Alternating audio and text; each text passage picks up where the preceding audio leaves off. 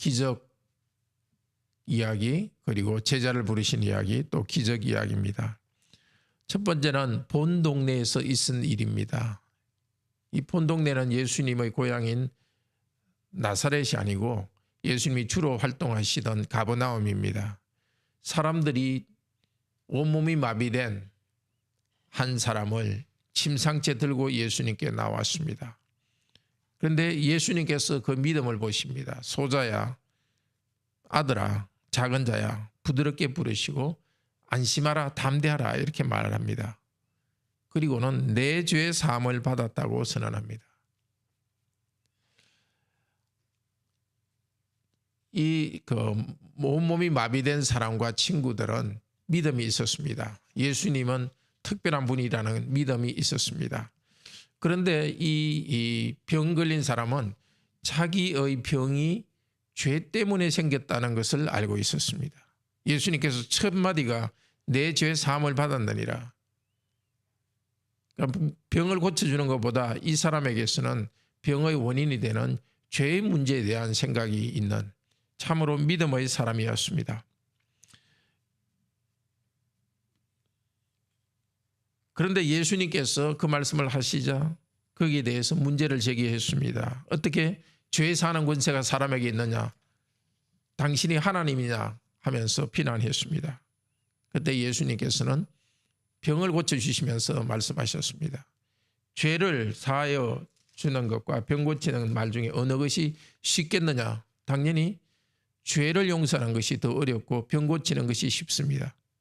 그런데 예수님께서는 병 고치는 것을 통해서 예수님이 어떤 분인지를 나타냈습니다. 바로 죄를 용서하는 하나님이라는 것을 그 사람들에게 가르쳐 주었습니다.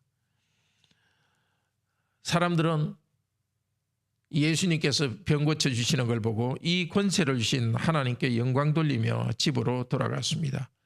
그들은 죄를 용서하시는 예수님의 권능에 대해서도 배웠습니다. 우리도 다른 어떤 것보다도 죄를 용서해 주시는 것에 감사하면서 하나님께 영광 돌립시다. 우리에게 병이 생길 때 모든 병이 직접적인 죄의 결과는 아닙니다. 그렇지만 이 땅에 병이 들어온 것은 아담의 죄 때문에 병이 들어왔습니다. 그래서 우리가 병에 걸렸을 때 병의 원인이 되는 죄의 문제를 하나님께 말씀드리고 고백하면서 용서를 받기를 바랍니다. 참으로 죄 용서의 은혜가 넘치기를 바랍니다.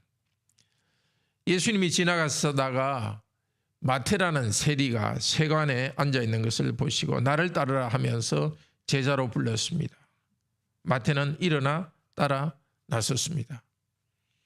그런데 당시 세리들은 아주 악명이 높았습니다. 왜냐하면 로마에 바칠 세금을 거두면서 자기 월급까지 거뒀습니다. 따로 월급을 주지 않고. 그러니까 자기가 이익을 취하기 위해서 아주 악하게 사람들로부터 돈을 많이 걷어서 세리하면 이코로 특별한 죄인으로 생각했습니다. 그런데 예수님께서는 이 세리 마태가 예수님을 따라 나서면서 자기 집에서 식사를 준비했고 거기에 세리들이 많이 와 있었습니다. 그때 바리새인들이 왜 세리와 함께 죄인들과 함께 먹느냐 교제하는가 하고 비난했습니다. 그때 예수님께서 말씀하십니다. 나는 긍휼을 원하고 제사를 원하지 않는다. 이 말을 배우라. 그리고 나는 죄인들을 부르기 위해서 세상에 왔다고 단언하십니다. 그렇습니다. 예수님께서는 죄인인 저와 여러분을 부르러 이 땅에 왔습니다. 바리새인처럼 자기는 죄가 없고 다른 사람만 죄가 있는 것처럼 생각하는 어리석은 자가 되지 말도록 합시다. 죄인을 부르러 오시고 우리 죄인과 함께 먹고 마시고 우리와 함께 하시는 예수님을 인해 감사합시다. 요한의 제자들이 이번에는 예수님께 와서 물었습니다. 우리는 금식하는데 왜 당신의 제자들은 금식하지 않느냐?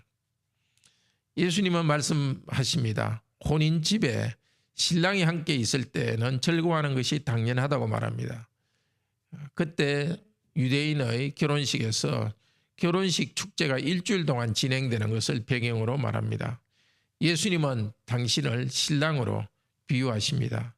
신랑을 빼앗길 날이 오니까 그때는 금식할 것이요 지금은 즐거워하라고 말합니다. 예수님께서 십자가에 달려 돌아가실 때가 올 것입니다. 그때 슬퍼할 것입니다. 그렇지만 지금은 즐거워하라고 말씀하십니다. 새 술은 새 부대에 예수님께서 말씀하십니다. 새 시대가 열렸습니다. 죄인들을 불러서 용서하고 의롭게 하는 새로운 시대가 열렸습니다. 예수님이 이제 죽으시지만 부활하셔서 새 생명을 얻으시고 우리에게 생명을 주시는 새 시대가 열렸습니다. 기뻐하도록 합시다. 우리 죄는 슬프지만 우리 죄를 용서하시고 우리를 새로운 하나님 나라 백성으로 삼으신 이것을 기뻐하도록 합시다. 이어서 한 회당장 야이로라는 사람이 예수님께 나왔습니다. 당시 회당장은 자기 직업이 따로 있습니다. 다른 직업이 있지만 회당을 관리하고 또 회당 모임 때 사회도 하는 사람입니다. 내 딸이 방금 죽었습니다. 오셔서 살려주시옵소서. 예수님이 그 사람 집에 가는 길에 한 여인이 예수님의 옷을 만졌습니다. 하혈이 아주 지독한 냄새가 나는 하혈을 하던 여인이었습니다. 그 여인은 예수님을 향한 믿음이 있었습니다. 그 여인이 예수님께 손에 옷을 대자 그 하혈이 멎었습니다. 그때 예수님께서 22절에 말씀하십니다. 딸아 안심하라. 내 믿음이 너를 구원하였다. 질병이 낫게 된 데는 예수님을 믿음으로써 그 여자는 낫게 되었습니다. 예수님의 옷만 만져도 치유될 것이라는 믿음이 있었습니다. 예수님께서는 그 여자가 병만 고쳐지는 것이 원치 않았습니다. 예수님에 대한 믿음을 더 강하게 해주기를 원했습니다. 그래서 내 믿음이 너를 구원하였다고 말했습니다. 중풍병자의 치유처럼 이 여인의 육체적 병의 치료는 영적 치료를 위한 준비입니다. 영적으로 예수님께서 새롭게 하신다는 것의 증거입니다. 예수님께서 회당장의 집에 들어가셔서 죽은 소녀의 손을 잡고 일으켰습니다. 일으킨다는 부활하다는 뜻도 됩니다. 예수님께서는 지금 부활하셔서 하늘 높이 다스리고 계십니다. 이제도 성령님을 통하여서 우리들을 질병을 고치듯이 죽은 자를 일으키듯이 우리를 죄로 인한 영적 죽음에서 우리를 해방시켜 주십니다. 우리 예수님을 의지하여서 믿음으로써 이 새 생명을 더 누리게 되기를 바랍니다. 다시 길 가는데 두 명의 소미경이 외쳤습니다. 다윗의 자손 예수여. 이 다윗의 자손이라는 것은 메시아라는 뜻입니다. 이 소경 두 사람은 참 신기하게도 예수님은 메시아라는 그 믿음이 있었습니다. 불쌍히 여겨 주시옵소서. 그때 예수님께서 말씀하십니다. 내가 이 일을 할 능력이 있는 줄을 믿느냐. 그들의 믿음을 확인하기를 원했습니다. 네, 믿습니다. 그들이 대답했고 예수님께서는 그들의 눈을 만지시면서 선언합니다. 내 믿음대로 될게다. 즉시 두 사람의 눈이 뜨였습니다. 예수님의 입의 말은 능력이 있습니다. 말씀을 듣고 믿음으로 반응할 때 치유가 있습니다. 그런데 예수님은 병을 고쳐준 다음에 다른 사람에게 알리지 말라고 경계하셨습니다. 다른 때도 그렇게 하셨습니다. 왜 그랬을까요? 예수님께서 육체적 병만 고쳐주는 사람인 줄을 사람들이 착각하지 않도록 하기 위해서 질병 치유에 대한 이야기만 퍼지는 것을 원치 않았습니다. 예수님이 죄를 용서하시는 분이라는 것을 또 십자가에 달려서 우리 죄를 용서하시는 분이라는 것을 가르치는 그 본질적인 가르침이 훼손되지 않도록 예수님께서는 질병 고치는 것에 대한 소문은 그렇게 많이 나가지 않기를 원했습니다. 그리고 또 예수님께서는 귀신 들려 벙어리 된 자들을 치유하셨습니다. 지금도 주님께서는 우리를 귀신의 영향으로부터 해방하십니다. 그런데 바리새인들은 예수님을 비난했습니다. 귀신의 왕을 의지하여서 귀신을 추방한다고 비난합니다. 사실은 그들 자신이 귀신의 영향 아래에 있었습니다. 오늘도 예수 그리스도께서 하는 일에 대해서 비난하고 방해하는 일이 교회 공동체 안에서도 있을 수 있습니다. 그리스도께서 비난당하신 것은 우리들도 앞으로 그 짓으로 핍박당할 것을 보여줍니다. 예수님께서는 회당에서 가르치시고 하나님 나라의 복음을 전파하셨습니다. 병도 고치셨습니다. 고난받는 하나님의 종으로서 일을 하십니다. 예수님께서는 백성이 목자 없는 양과 같이 이리저리 방황하는 것을 불쌍히 여기셨습니다. 제자들을 파송하고 추수하는 주인인 우리 하나님께 일꾼을 보내달라고 기도하라고 하셨습니다. 우리 시대도 하나님께서 이 하나님의 백성들을 먹이는 목자들을 보내달라고 기도합시다. 참 목자, 참 목사들을 일으켜주도록 기도합시다. 또 특별히 우리 교회에 장로들을, 새로운 장로들을 주셔서 성도들을 잘 목양할 수 있도록 기도합시다. 형제자매 여러분, 오늘 병 고치는 예수님의 이야기를 중심으로 말씀을 들었습니다. 예수님께서 병 고치는 목적은 다 몇 가지 이유입니다. 첫째로 예수님은 신적인 능력을 가진 하나님이라는 것을 증거하기 위해서입니다. 우리도 질병이 있거나 어려움이 있을 때 능력 있는 예수님의 이름으로 하나님께 기도합시다. 그런데 우리 예수님께서는 때로는 우리를 고난 가운데 두셔서 더 예수님을 의지하고 하나님을 의지하도록 하십니다. 우리의 고난 가운데 기도하였을 때 고난을 없애주지 않으시면 위로를 주십니다. 그래서 어려운 문제를 가지고 나아가서 어려움이 해결되거나 또 우리 예수님으로부터 위로를 얻기를 바랍니다. 둘째로 병 고치는 것은 예수님께서 죄 사하는 권세가 있다는 것을 증거합니다. 우리의 죄라는 질병을 치료하신 예수님을 믿고 죄 용서와 하나님의 자녀되는 은혜를 누리기를 바랍니다. 셋째로 예수님께서는 병을 고치실 때 그 병자의 손에 몸에 손을 대었습니다. 나병 환자, 혈루병자, 죽은 소녀, 구약의 율법에서는 거기에 손을 대면 손대는 사람이 부정하게 되는 율법이 있었습니다. 그런데 예수님께서는 이제 구약 율법을 그런 그 의식법이라 그러죠. 그것을 없애시고 완성하시는 분이십니다.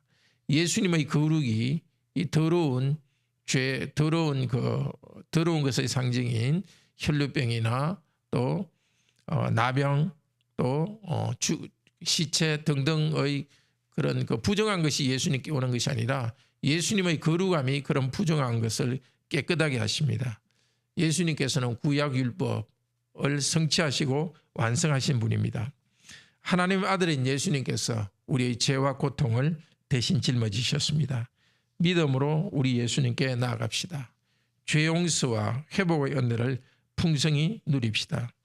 예수님은 제자들을 부르시면서 고난이 있을 것을 예고하셨습니다. 그 부르심 앞에서 모든 것을 버리고 떠난 세리마태는 참으로 복된 자입니다. 우리 모두가 예수님께 충성하기 위해서 자기 직업을 버려야 되는 것은 아닙니다. 목회로 부르심을 받은 목사는 자기 직업을 버려야 됩니다. 그렇지만 우리 모두는 버려야 될 것이 있습니다. 지금까지 즐기던 죄악된 문화를 버리고 떠납시다. 예수님과 동행하는 제자의 삶을 고난 가운데서도 그분을 따라가는 복이 있기를 바랍니다. 기도합시다. 놀라우신 하나님 감사합니다. 우리가 죄 가운데 있는 것을 불쌍히 여기시고 죄의 문제를 해결하기 위해서 하나님의 아들께서 사람이 되시고 사람들 가운데 사시면서 병을 고치시고 죄를 용서해 주셨습니다. 또 이 일을 하도록 예수님의 일을 계속할 사도들을 부르시고 계속하여서 복음 전하는 목사를 불러주셔서 복음 말씀을 전하게 하셔서 감사합니다. 오늘도 우리가 가진 여러 문제들 앞에서 압도되지 않도록 하시고 우리 하나님께서 해결해 주시도록 기도하게 하소서. 하나님께서 우리의 어려운 문제를 해결하시거나 혹은 그 어려움을 극복할 수 있는 위로와 힘을 주실 줄 믿습니다. 교만하지 않도록 도우소서. 다른 사람의 죄를 보며 자신의 죄는 없는 것처럼 감추는 자가 되지 않게 하시고 오늘도 기도할 때 우리의 문제 중에서 제일 본질적인 문제인 죄를 고백하면서 죄의 용서를 받는 이 아침이 은혜의 시간이 되도록 인도하여 주소서. 흩어진 관악교회 성도들 있는 곳에서 믿음의 사람으로 세상의 소금과 빛으로 세상에 드러나게 하여 주소서. 이번 주일에도 우리가 함께 예배로 모일 때 삼위 하나님 우리 가운데 오셔서 영광을 받아주시고 우리에게 새 은혜를 내려주셔서 부활하신 예수 그리스도의 생명에 연합하여서 거룩한 삶을 살아가도록 인도하여 주소서. 주 예수 그리스도 이름으로 기도드립니다. 아멘. 은혜로운 기도 시간 되기를 축복합니다.